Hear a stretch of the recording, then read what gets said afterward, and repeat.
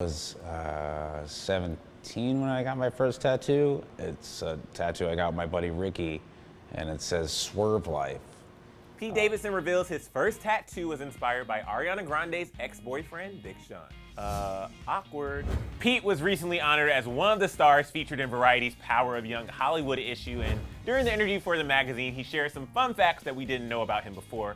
For one, Pete shared that he knows how to tap dance. The comedian used to take tap dance lessons as a kid, and he admitted that he was pretty good at it. I was like 6, and yeah, I was pretty lit. Yeah, I was pretty good at tap dance, I'm not gonna lie.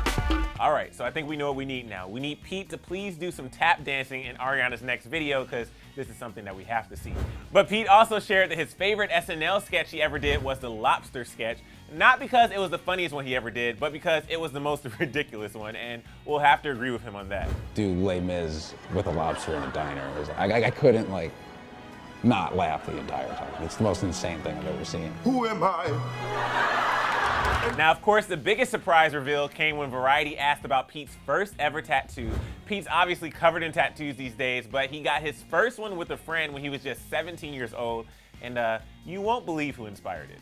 I was 17 when I got my first tattoo. It's a tattoo I got with my buddy Ricky, and it says "Swerve Life," because the Big Sean song that had that, he was like "Swerve" in it, and we were like, that's gonna last forever. Lamborghini Mercy, yo chick, she so thirsty. Yep, Big Sean, as in his fiance Ariana Grande's ex Big Sean. Now, even though it's been a year since Ariana and Big Sean dated, you gotta admit it's a very funny and slightly awkward coincidence that Pete's first tattoo was inspired by the rapper.